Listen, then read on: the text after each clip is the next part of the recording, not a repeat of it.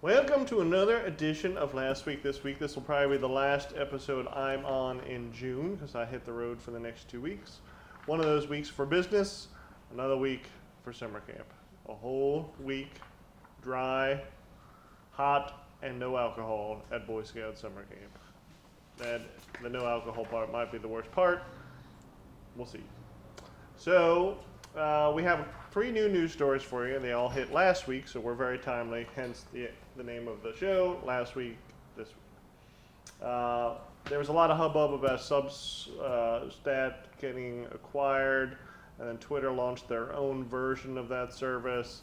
And Facebook, not to be undone, is scrambling, and they are launching a newsletter called Bulletin. So it's going to be a subscription newsletter. You're going to get it in your inbox. It's kind of weird that these social media networks are all moving back to this kind of thing. Newsletters were a huge thing a while ago. Now they're apparently back. With Bulletin, you find writers that you like, you subscribe to them, and you only get content from them in your inbox. They're doing it a little bit differently. They don't want any controversial writers on the platform. I don't know if you've been on Facebook lately. There's certainly nothing controversial that is constantly being touted back and forth by the masses on that platform. So for some reason, via email, they don't want that there. So they're going to handpick writers. You can't apply to be a writer. They're going to find you. They're going to say, we want you to be a writer for the Bulletin, and then people can find people and subscribe to them.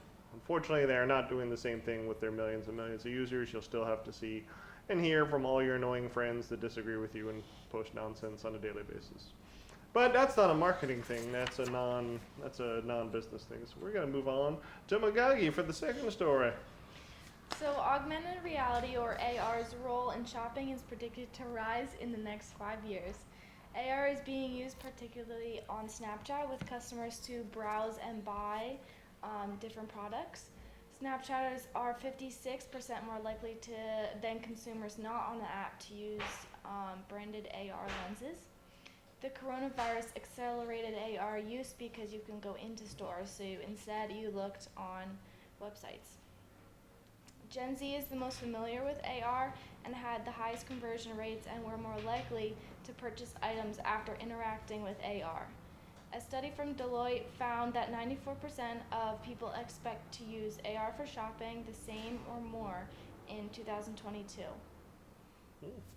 That's pretty cool. Her name's actually Maggie, of course, if you watched the show before, but somebody mispronounced her name, and I can't stop pronouncing it the other way because it was funny. All right, the third article we have for you today is apparently women in their 30s love the TikTok. They love it. And brands are taking notice. So lots of companies are, if they have a product that is geared towards women of that age group, they're hitting TikTok pretty hard with advertising. 30-something women make up a substantial amount of the app's users, despite it's pretty much known for being mostly an app for Gen Zers. But women in the U.S. age 30 to 39 make up nearly 14% of the users. Second to young women, 10 to 19 make up 16.4. So it's a pretty substantial percent. Fabletics, I don't know, that's a questionable name, a women's activewear company, has seen success and improved click-through rates with aspirational content on TikTok. So I think that's like, oh, look at this, you can look like this if you want to. Buy this stuff.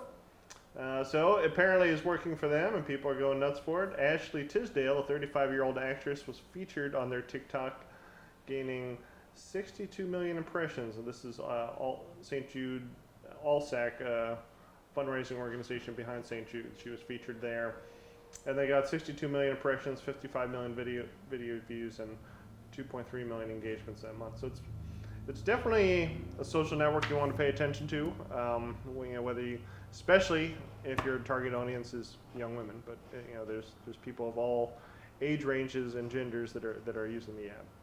But if you're into Fabletics, that's exactly where you want to look for some ads. All right, that's all we have this week.